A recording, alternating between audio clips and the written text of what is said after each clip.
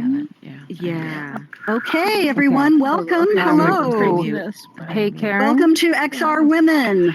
Please mute if you are not one of the speakers.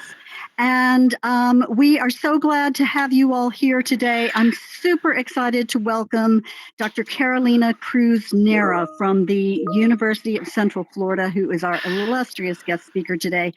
I am Karen Alexander. I am one of the co-founders of XR Women, and there are a number of my team members here today. We are really glad to welcome you all. I would just one more reminder, please do mute yourself if you are not speaking. All right. Great.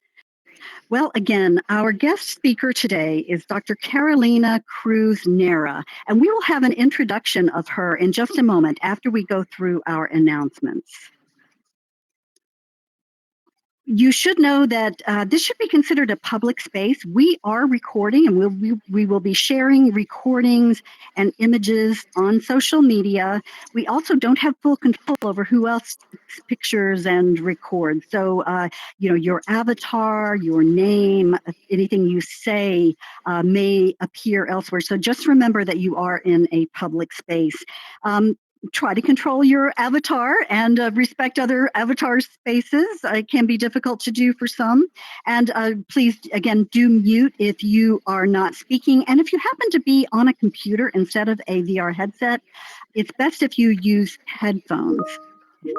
Do please also respect the opinions of our guest speakers, which don't necessarily reflect those of XR Women as an organization or the members of our leadership team.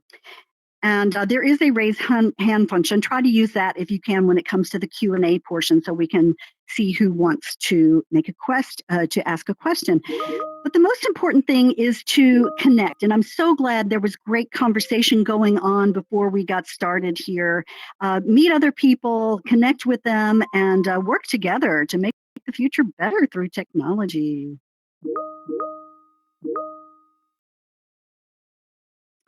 We would like to thank our sponsors, who include the organizations that our team members work for, and allow them to be here and to do all the hard work that it takes to make it possible for us to do what we do at XR Women, and to our platform sponsors, including Engage, who's given us this beautiful space that we can do so much with. We love it here in Engage. And I'd like to give a special note of thanks to Drs. Mary E. Hawksworth and Philip A. Alperson for their support that will allow us to broaden our educational efforts and our operational operations. I'm so excited to announce that the 2026 XR Women Award nominations are now open. They will be open until April 15th. Please go in and take a look at the form and nominate someone who is worthy of an award. I know we have some previous award winners here in the house today. We have Celeste Lear, Deshwana Bagley, Paige Danzinger, and maybe some more. So I apologize if I missed some of you. But you can see on the award page who the previous winners were. And think about who really deserves an award and make a nomination for them in one of the three categories: Trailblazer, Innovation, and Real-World Impact. We're also seeking support for our awards, which will be hosted at the Augmented World Expo USA on June 17th in Long Beach, California. We will be live on stage there, and we'll be recording the session, and we need support to help make that ceremony the best that it can be. So we would be grateful if you would consider donating some money to support our efforts in putting on this awards show. There is a link to the donation form on the awards page. I'm happy to announce that XR Women has entered into a media partnership with the Journal of Empathic Computing. Mark Billinghurst and a great researcher, very generous scholar based in Australia and New Zealand, is the editor-in-chief of that journal. And our guest speaker today, Dr. Carolina Cruz Neira, is on the editorial board. The Journal of Empathic Computing is an open access journal, but they are offering no fees to authors throughout 2028 until 2029. They won't be charging fees to publish in this open access journal. So I hope you will all consider submitting something to the journal, or perhaps also being a peer reviewer. We now have a blog. This is something that we have recently launched, and there are currently 3 features up there. One about our Ringling student chapter, Ringling College of Art and Design, and that was a super fun one that I wrote. There is a reflection on the museum exhibit that just closed. She Who Codes Herself, AI and the Aesthetics of Becoming, curated by Paige Danziger. And then there is one by Christine Hobby on feminine futurism in immersive tech. So check that out on our website. And I will say, too, that the blog is also, there are links to it in our newsletter. Some of you may have heard that we have had some technical difficulties with our newsletter the last couple of weeks, and we're trying to get that sorted out. But in the meantime, maybe go to your spam folder. If you normally get the newsletter and you didn't get it this time, go into your spam folder and mark it as safe. We're trying to sort out what the issue is there. But you will find a lot of good information in the newsletter, as Christine Hobby is the newsletter editor, and she is doing some great things to make it into a more vibrant source of information. So, the Immersive Business Showcase. 2 years ago, Robin Mulder built, with a little bit of help from me, a spatial computing business showcase featuring 9 women-led XR businesses. There is a portal to that at the back of the room. I'm pointing to it right now. After this event is over, you are welcome to go through the portal. Give it a moment for the assets to load, because there are a lot of them, and then walk forward slowly, and then I will be there to greet you and show you how you can watch the show that Robin created. It's a lot of fun, and visit each of these 9 interactive booths.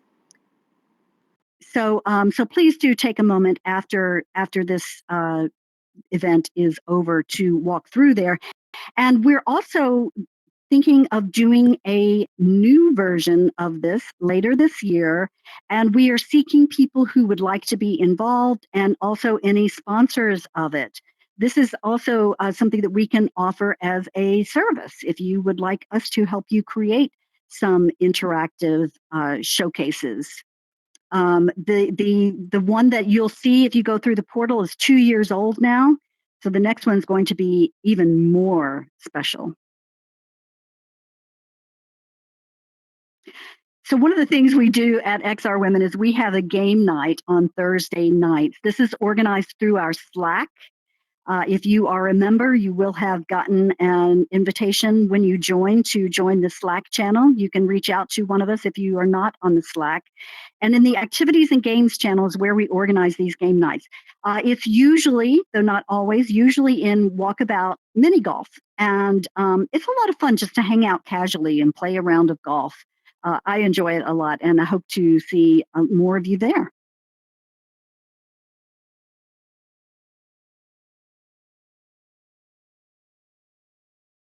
Next week, for Black History Month, we are going to do a community build to document the work of Black women in XR.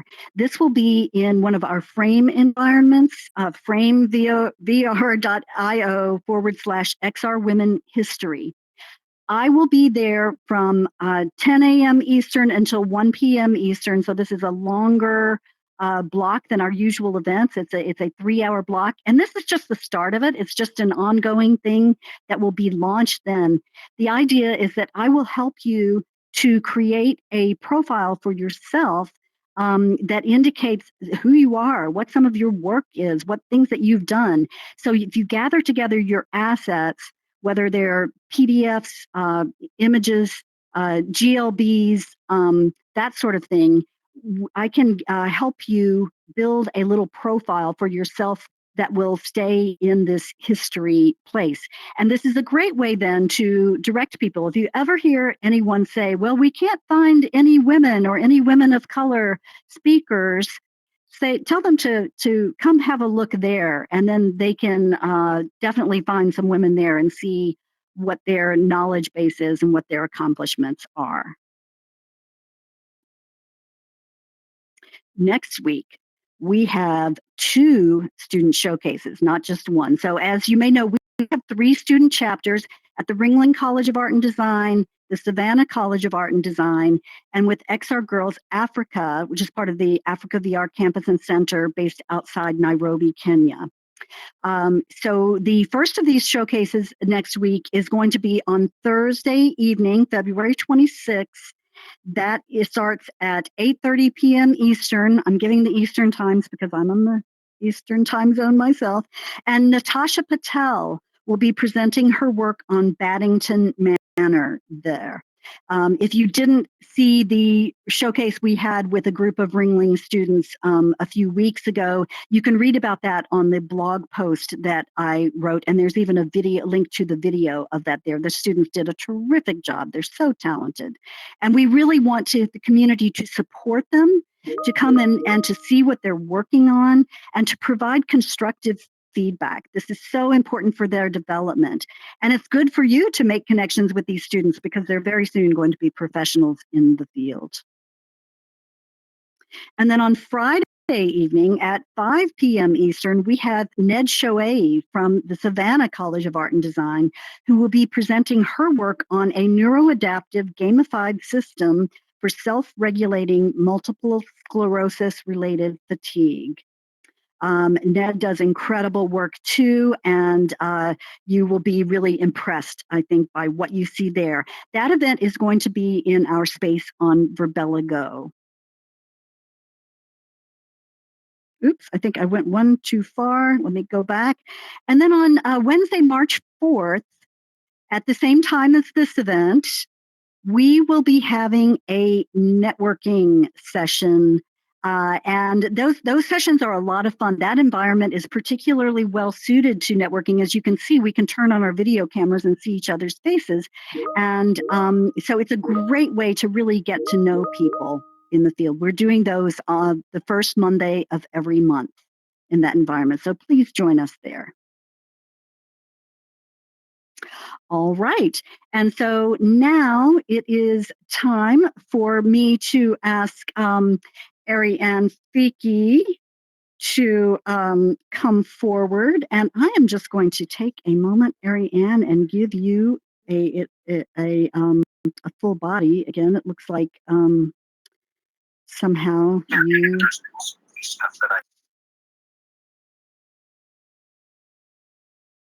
lost yours.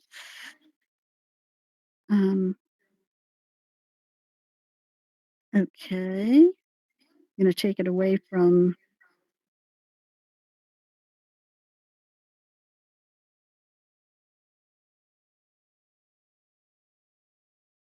Well, I'm having trouble doing that right now. I'm very sorry, Ariane. I'll keep working on it. Meanwhile, thank you so much for agreeing to come and introduce Carolina for us. And we really appreciate you facilitating having her here at this event today. So please take it away, Ariane.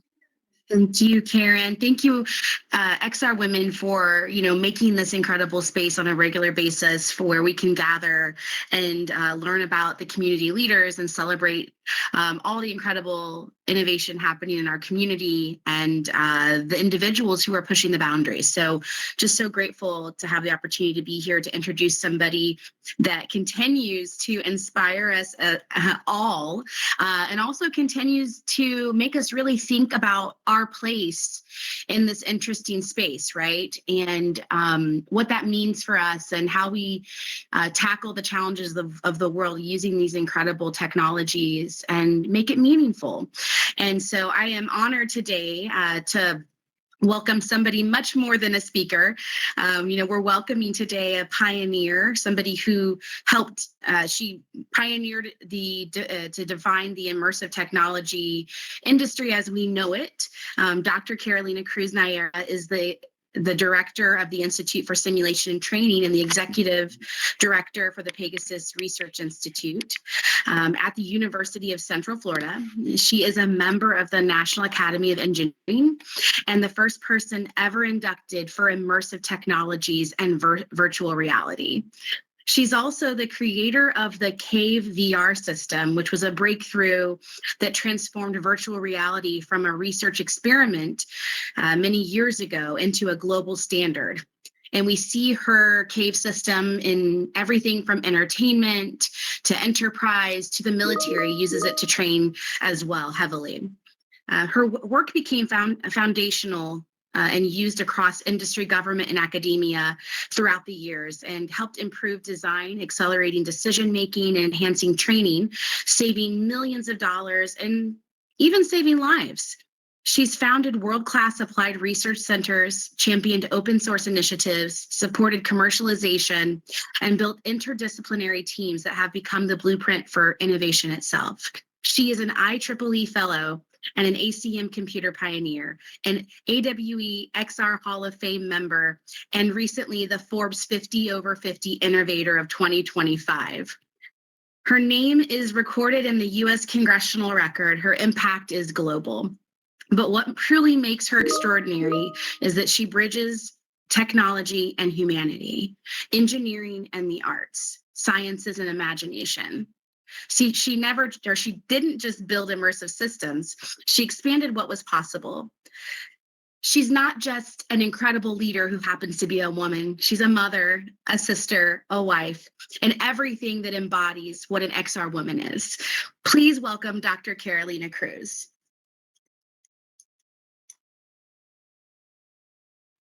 Woo, yeah, woo, yeah.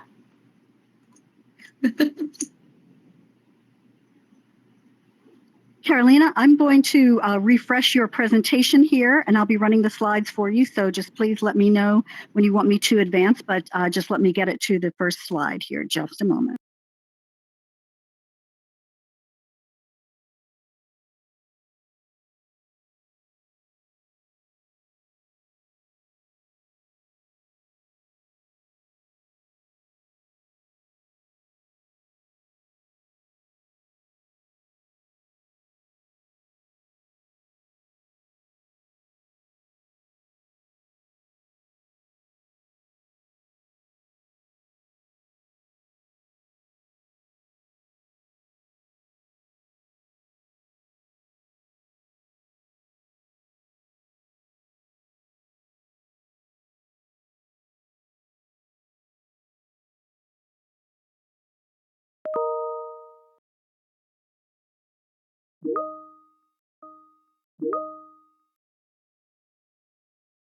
Carolina, can we get your audio and get you to unmute?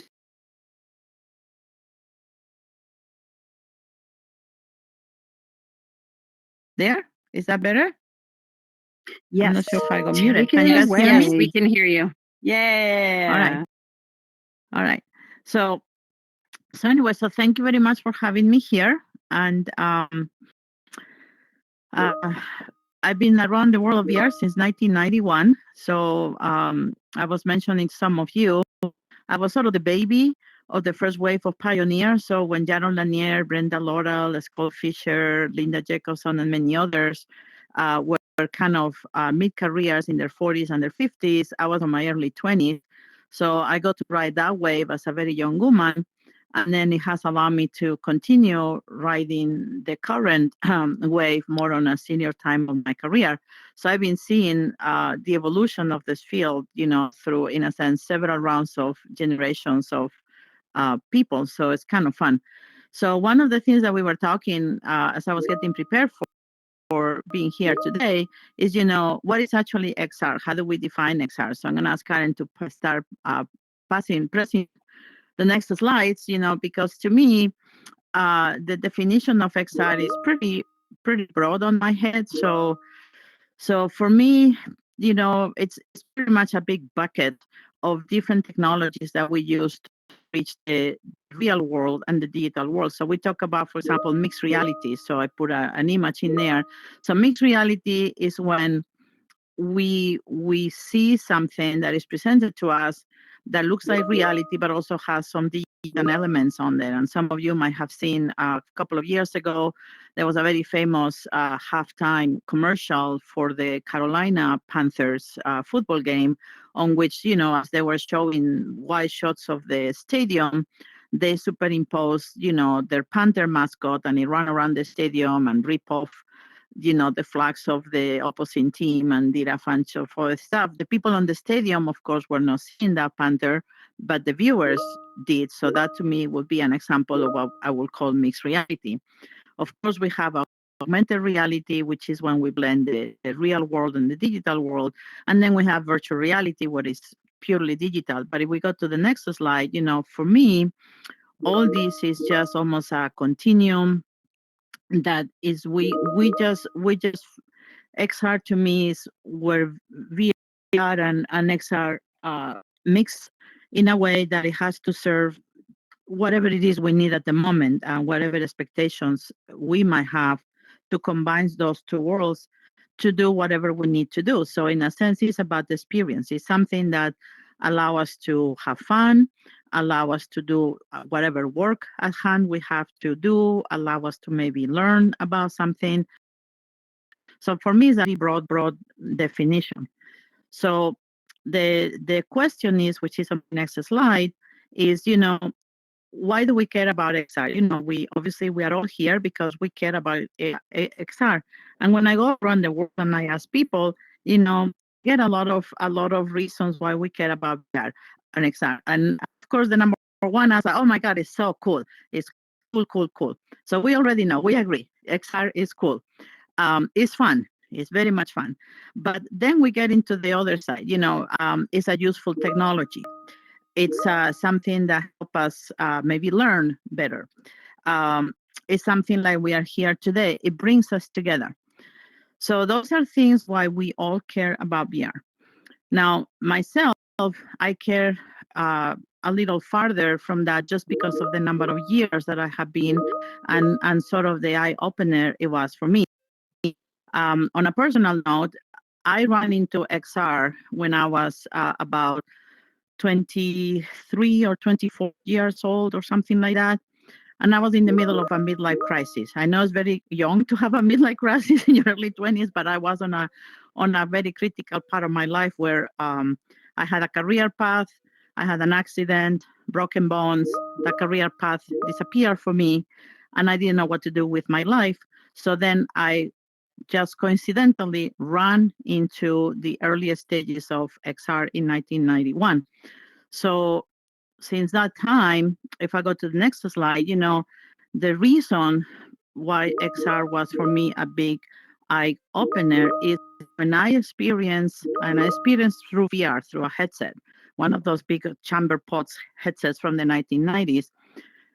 When I put that headset on, and again, I was 24, 25 years old when that happened, I realized immediately, I was like, oh my God, this is the first time in all human history of technology that we have a technology in our hands that can be a portal to our imagination.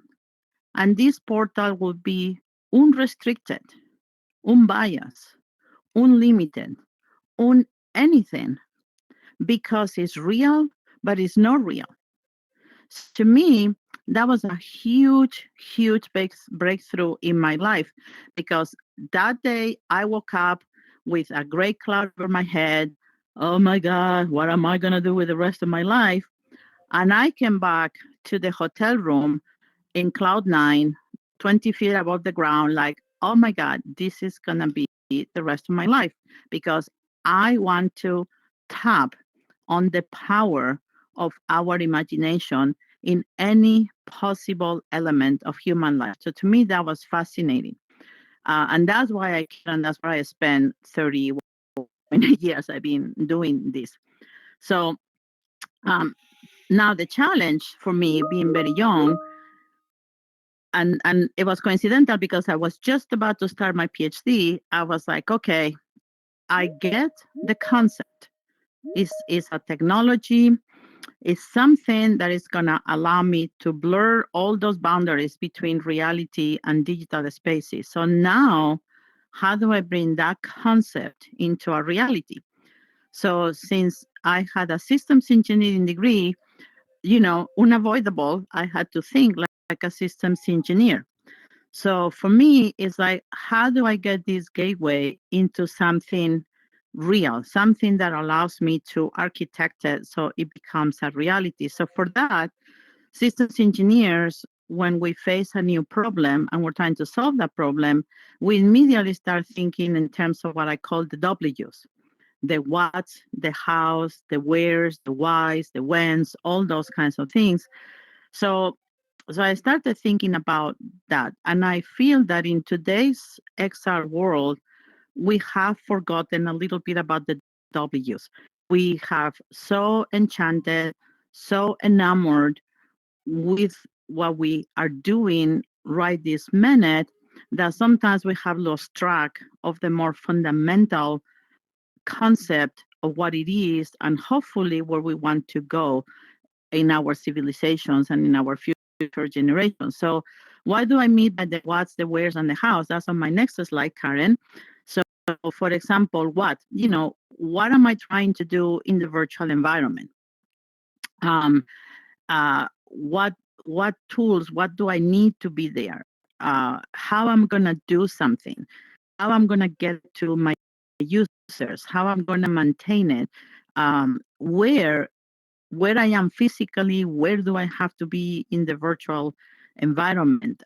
When it makes sense for me to use it? How long? I mean, there's all these questions that we seem to forget about it today. We just do it, and I think it's a technology that is not ready to be uh, sort of like a transparent technology, like a refrigerator. We don't worry how a refrigerator works anymore. We don't worry how are we going to use it, what are we going to use it for.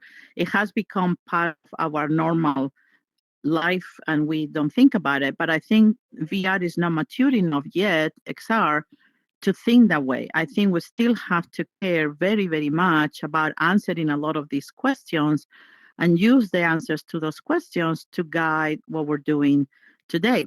So if we go to the next one, some example of just to perhaps illustrate how I feel the W drives the text.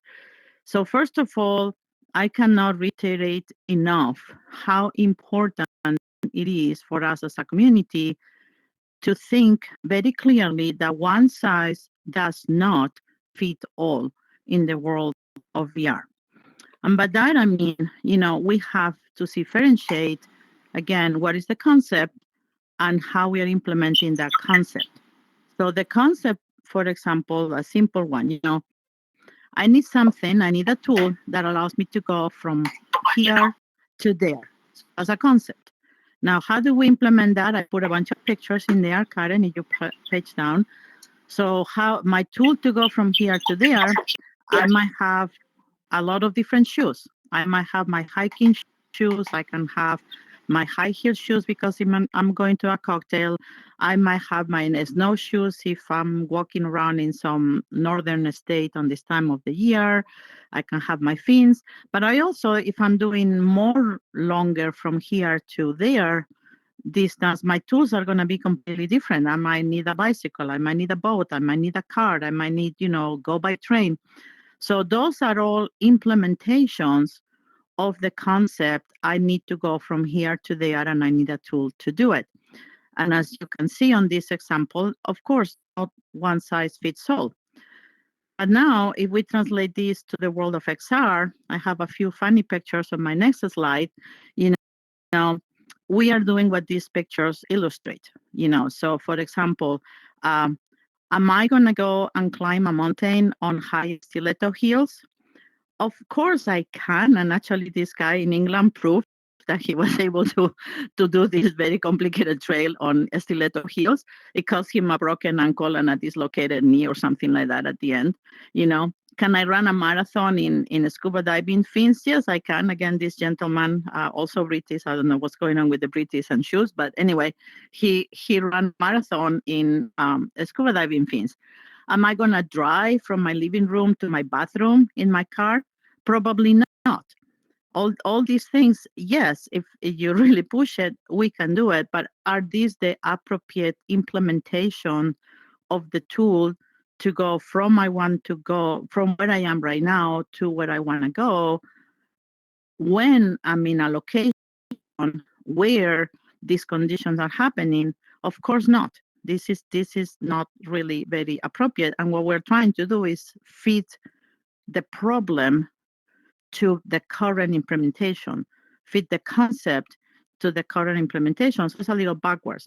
And I feel that this is how we are right now in the world of XR. We are very fixated in our current implementations of the technology, and we're trying to bend our needs, our problems, our ideas, our expectations to our current implementations. So for me, that was again a realization that I had when I first experienced XR. So we go to the next one. Here are some of my impressions, and you see some of the pictures there of the older headsets, and these are the technologies that I experienced in 1991 for first time. You know, and there were a lot of questions that I generated. This was actually during the SIGGRAPH 1991 conference, and it was part of an exhibit called Tomorrow's Realities. And I honestly became a pest in the exhibit area because I was there for several hours every single day of the exhibit, you know, trying something, doing a lot of things with it until they kick me out, and then I'll go back to the back of the queue and come back in and and try it again. And there were a lot of questions for me, and here we are, you know. Almost 25 years, 35, oh my God, 35 years later. Oh my God. It's 35 years. Oh boy. Anyway, senior moment. So we're still almost the same way because, you know, a lot of those experiences on those days were very lonely experience because we didn't have the kind of networks and interconnectivity that we had today. So the experiences were very, very lonely. So I didn't like to be there by myself. But on the ways of bringing, in a sense, my friends, there was a couple of demonstrations that has some collaborative VR environments were actually very similar to what we see here today. You know, I see all of you, but I don't see you because if I find you in the real world, I'm not going to be able to recognize you, and you won't be able to recognize me. Some of you from here, where I am right now, look a little creepy because you have a torso, but you don't have arms, and you have some floating hands around you. There are no legs. You know, some of you have your hands probably same as me, all crooked, because depending on where the controller is in resting space. So it doesn't quite give me the social norms and the social understanding. You know, are you guys liking what I'm saying? I don't even know because again I just see these kind of pieces of nice avatars, but I don't really have expressions. Thank you. I see some people waving and cheering. Thank you. But you get my point. So I had a lot of these observations. You know, also of course there is always the issue related to comfort. You know, this thing is in my head right now. I have an eye infection and it's hurting like hell. But you know, I'm enduring the pain because I wanted to be with you here today. So this thing is pressing my infected eye right now, and it's just not comfortable. We have a lot of issues with, you know, just put it around. Yesterday I had a gentleman come to visit my lab, very high up politician. And, you know, we couldn't get him on a headset because it was going to mess up his hair. And because he was with a big entourage and press and all that, he didn't want to damage his hair for the pictures. And yes, he was a gentleman. He was not a lady. So sometimes we tend to say, oh, it's the ladies don't want it because the hair gets messy. In my experience, on it's more the boys than the girls that have hair issues. Okay. So, I also felt at that time I didn't envision a future like the picture that I have kind of on the lower right, where you have this ocean of people kind of together but separate. I personally feel that if that's our future, I don't want me and my son to live in that future, to be honest with you. And I'm very open about that. I think this is a transitional technology that is helping us to understand the concept of XR, but I'm hoping that we don't make this technology the future, because I don't want that picture in the children's school. I don't want that picture in a working space. And I don't want that picture when I'm together with you guys trying to enjoy a nice girls' afternoon having a coffee or something like that. So all this is what was on my mind in 1991. And that's when, like I say, I woke up like every morning, very gloomy, very depressed, very, I don't know, my life is over. And then I went back in the evening in the hotel, and I remember I called my parents that were in Spain at the time, and I was like, I think I found a way to get out of my, crisis and my life is over mentality. So I'm gonna go for my PhD, and I'm gonna try to figure out what to do. So on the next slide that was my first response to this impression. So that's when the cave came about, and put a video. I think probably most of you are familiar with it, but if we can roll the video for a Just moment, 1 moment. I'll highlight some issues. It doesn't have any audio. So this is a video of a cave, a little more recent, that we used to one zoo. They receive a donation from two very rare animals that are on the list of potential extinction. And of course, building a pavilion for those animals in the zoo that met all the requirements related to a public space and safety and all those kinds of things.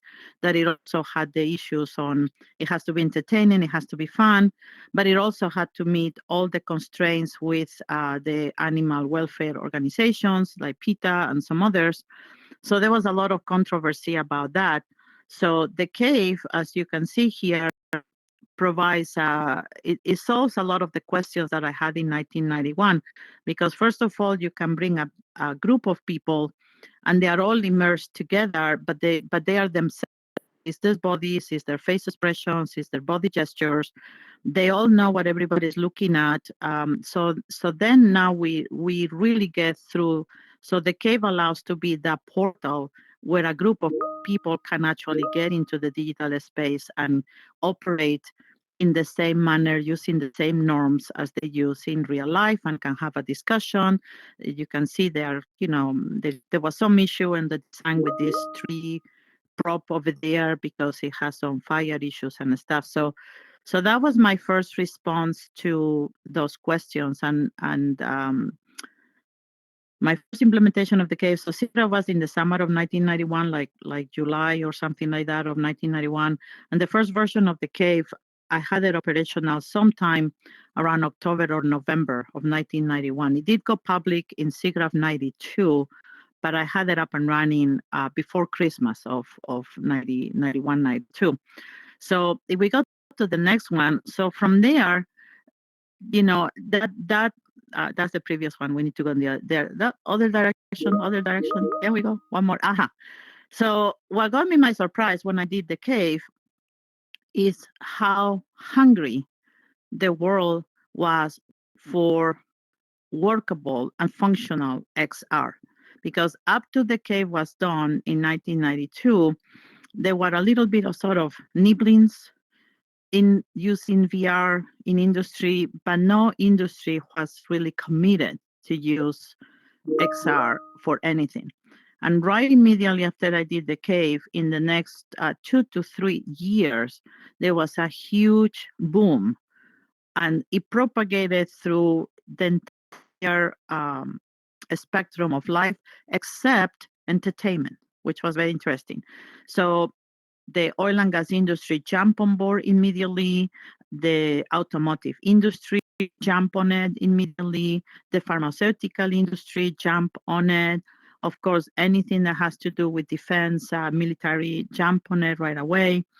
But even more unexpected groups, like for example, the home design and home appliances companies, like Bosch, primarily the Europeans, Bosch, Miele, and some of those brands that are the equivalent of the Whirlpool and the Asian ones like Samsung or something like that. So the General Electric, so they all jump on that. Um, so it moved really, it accelerated very, very quickly because all these diverse industries, the key point for them was small teams have to work together. And the way they communicate and interact with each other was not provided by the other implementations of XR. They lost the human component. They lost, again, the body language, the facial expressions, the ability to get a finger and say, look at this, and we all know exactly what we're pointing at. And it grew very, very, very quickly. So the 90s, the early 2000s, there were thousands and thousands and thousands of caves that were built around the world. And people ask me this question, are you a billionaire? No, I'm not, because I gave it all for free. So I did not benefit financially from any of this. It was just something that helped jumpstart my career. So leaving that was very, very exciting. So I developed a whole career after I finished my PhD, and I went into the academic world. I founded several large-scale research centers where we focus on answering, going back to the beginning of my talk, answering the W's for XR and trying to solve problems in the different domains that were coming to us. And again, we went from the energy, aerospace, healthcare, training, some entertainment, and so on.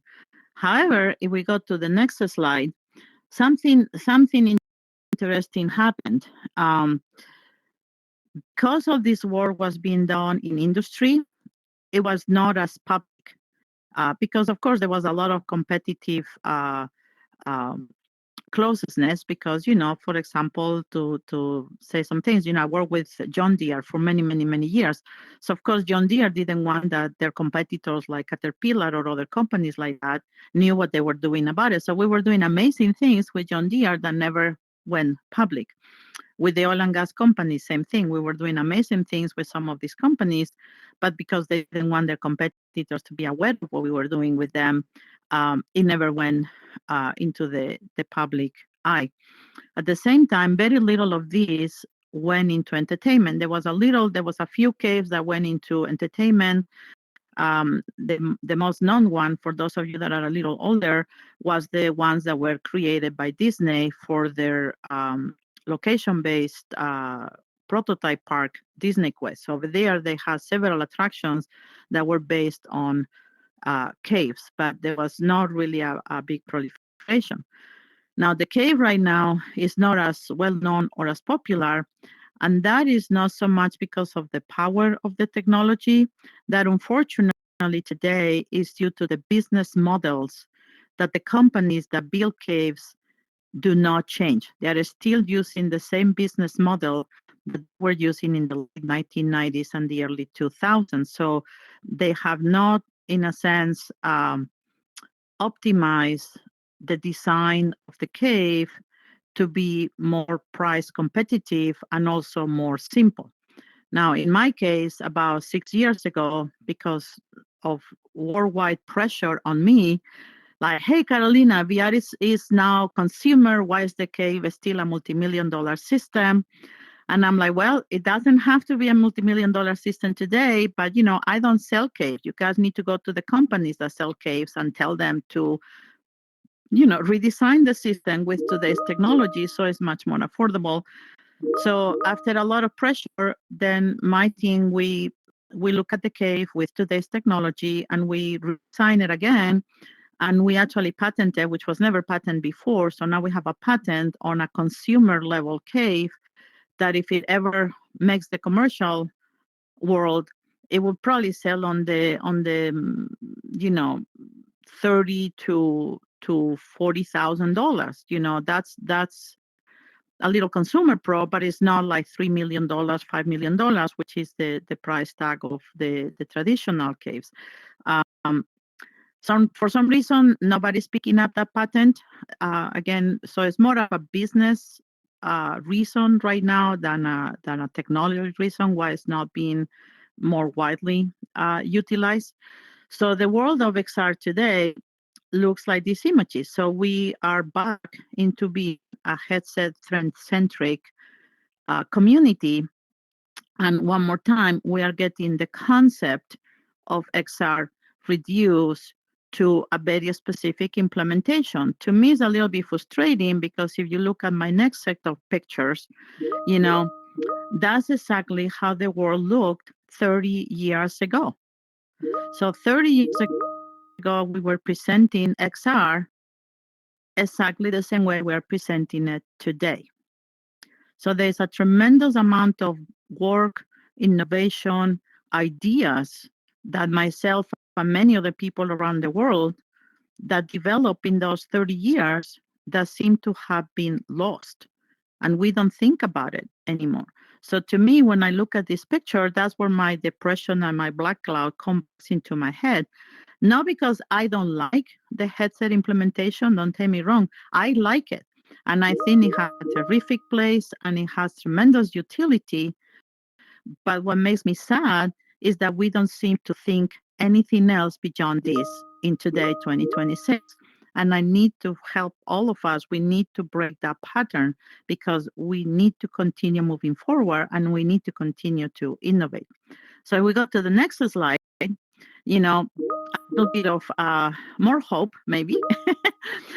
This is my message. If there is anything that you get out of my talk today, okay, XR is a concept. Headsets are the tech and implementation that we have today. So next slide has a big red thing on it. Let's get the choo-choo in there. There you go. And then we go to the next slide. And this is what I want you to take out of today's conversation. Let's think about the technology that is going to place us there. Implementation, we don't know how it's going to look like tomorrow. We don't know how it's going to look like 10 years from now. But it has to look more than what we have today. Okay, let's go to the next one because I'm trying to get very quickly. I think I have 3 or 4 left. A couple of things that I want to put on your mind. So this is how I do right now. Again, it's being guided by my whats, my hows, my whys, my wheres, my whens, all that kind of thing. So this is an exact application that we have in the area of healthcare. It's about anatomy, education, and anatomy learning. It's the same application. It's the same software. It's developed in Unity, like we all do. Unity and Unreal are the kings today. But what this does is, what am I doing with my anatomy application? Am I teaching students? Then my application presents itself on the top left corner. I am teaching natural anatomy and how to do dissection. Then my anatomy XR application presents to the users on the table that you see on the top center picture. I am a medical student and I'm trying to do some review of anatomy, so I get to memorize the names of whatever, the body parts, the muscles, whatever. Then I'm using AR, which is the middle bottom one. And I can do a collaborative, so I can study with my buddies in the middle of the night in the dorm, and I'm prepared for my test. I am a medical doctor that is trying to explain maybe the patient or the caregivers the complication. Maybe I use some AR to actually show what's going on inside the body of the patients, and that's the lower right one. It was done by my students, a little gory. They put the heart and the ribs and all that. I think they thought it was Halloween, but the idea is, you have the doctor and the caregivers using AR and say, hey, look, this is something, this is what's going on in the heart, or this is what's going on in the liver, or this is what's happening with the bone, so then they can understand what's happening. Maybe I'm a group of experts. I'm about getting ready for a surgery, and I'm trying to understand how I'm going to get to the part of the body that I need to perform my surgery on. Then I present it like in the lower right-hand side, like the immersive, more like a cave light, because then we add all that. So it is the same application. It is all XR, but it's being delivered in the right format or on the right manner to the users, who they are, where they are, how they need it, what they need to do. It is, again, it's the same software. It's a software architected application, okay? I have another quick example on the next slide, similar, on a military training project that we're working with. So same thing.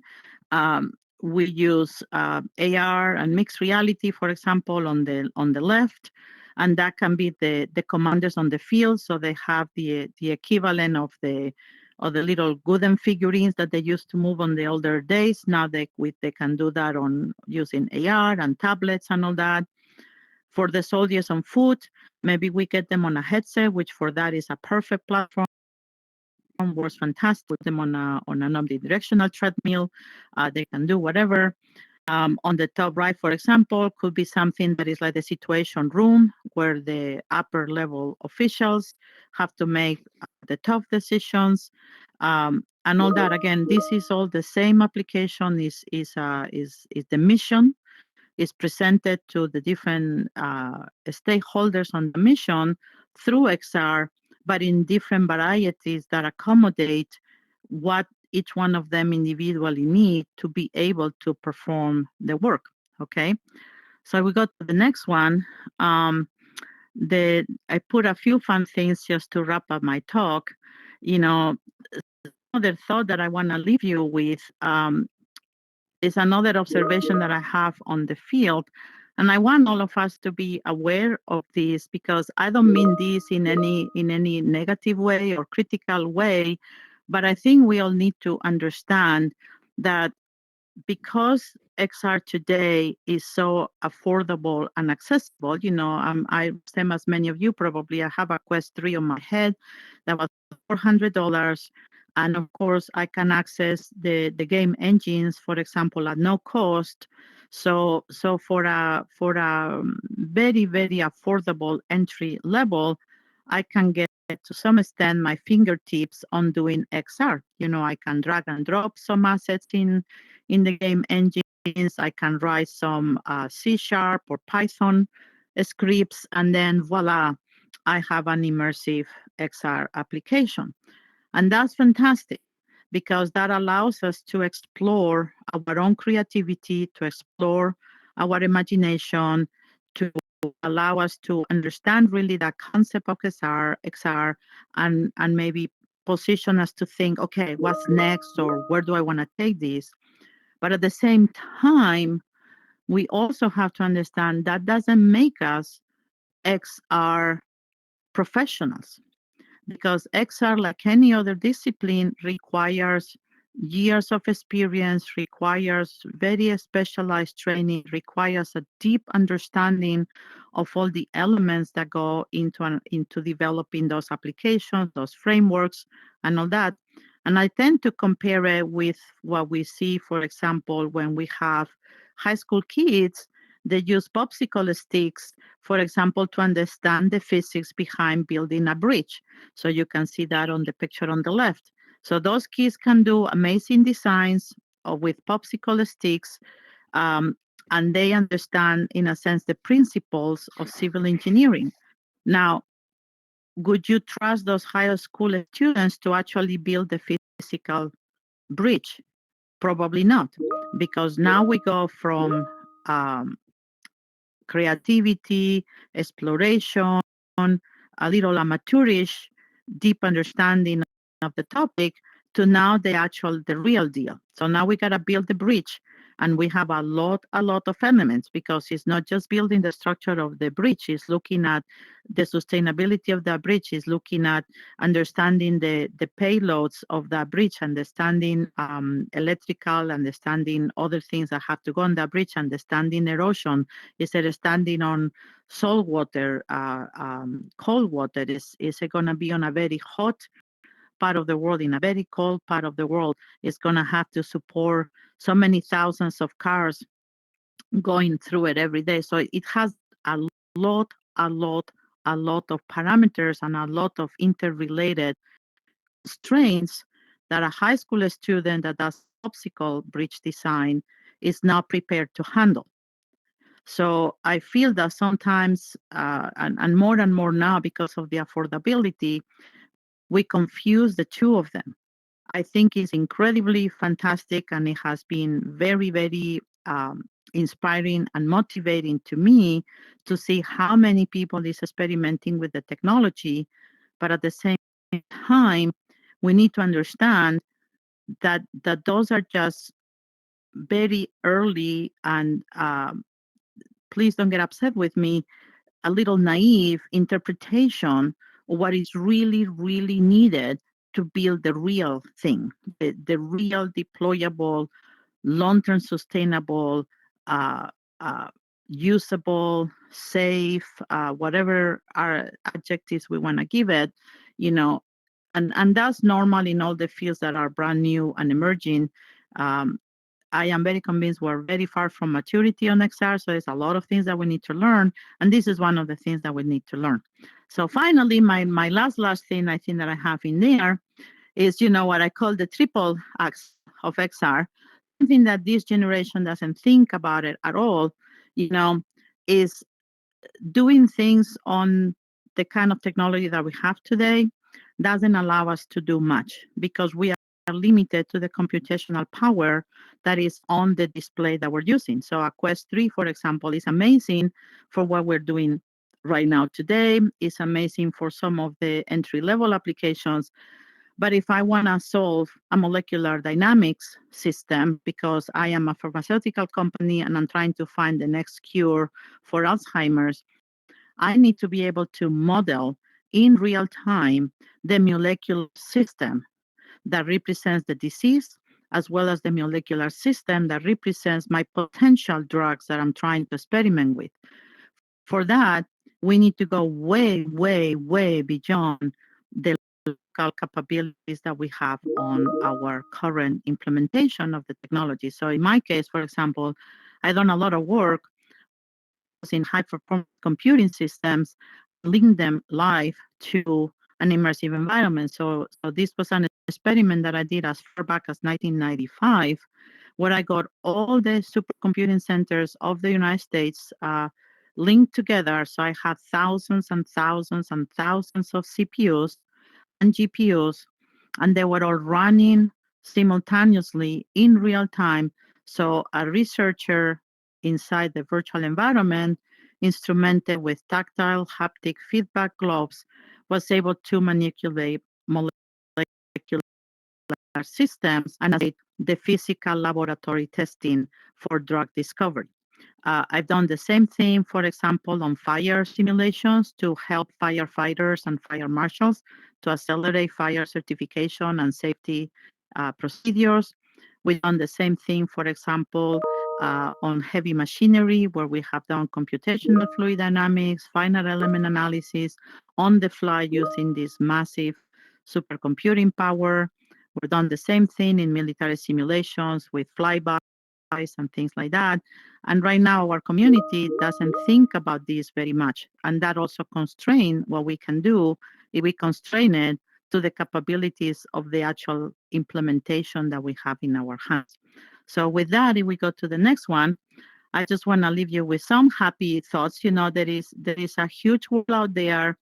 It's very, very exciting. I'm doing tons and tons of work. Most of my recent work, I continue playing around with different display technologies, different platforms, different things. I have a short video, but I don't necessarily need to go through it because I'm looking at the time. So I'm also using XR, as you can see here, to use humanoid robots as body surrogates. So you can see here there is somebody immersed, and then we have a robot that is walking in a different location. The robot is building in real time the virtual environment, the digital twin of the space that it finds itself into. So then the human in the immersive space is mapped to the robot. So the robot is a dummy. It's just moving according to the human. So it's just an extension of the body of the human. But I'm using the power of XR to place that human where the robot is without being there. You can see the lady with the cell phone on the robot, so and all that. So, you know, we continue looking at ideas and kind of what's next, what's that experience, what the W's are going to take us. So it's a lot of fun. So anyway, so with that, I'm going to wrap up because I see the time and some of you probably need to go to the rest of your obligations. So I don't know if we have time for questions. I can hang out a few more minutes. If we don't have time for questions, that's okay, Karen. Thank you for having me here. I hope I told you something new that you haven't heard about. Absolutely. That was amazing. Thank you. Thank you so very much. Yeah, a really clear-eyed perspective with a long history of experience and deep technical expertise. Really appreciate the vision that you brought to us today, Carolina. And if you are able to stay around for a few minutes, then we can take a few questions. So if anyone would like to ask a question, please raise your hand, or if you're able to do so, just unmute yourself and ask away. Oh, I see a hand in the back. That's not Deirdre, is it? Let's see, who is this? It might be me, Karen. Dot. It's Dot. Yes. Hi, Dot. Yes. Okay. Hi, Carolina. Thank you, first of all, for a great presentation. You details a lot that I didn't know, but I'd like to know, what innovations do you see coming to solve the problem you've identified with the headsets? The fact that the new ones really kind of hurt, or people don't want to mess up their hair, as you said with the politician. What do you see that's really exciting that's going to make more people adopt XR and use the headsets? Yeah, that's a good question. And again, my comment is not about the new ones. I mean, this has been going on since the 90s. It's just a technology that is a little bit, in my personal perspective, a little bit invasive. To me, I see, for example, much more future on the more kind of AR glasses that we're seeing that are starting to come up. Those are, like sunglasses, so they're a lot less invasive. So that's a technology that I see has a lot more future than the headsets as we know them today. There are also quite a number of advances, as you know, on things like, for example, micro LEDs that are so very easy to embed in the physical spaces. So we might be able to replace things like wallpaper, for example, with micro LEDs. So then the walls of the spaces that we are, can then transform the space in different manner.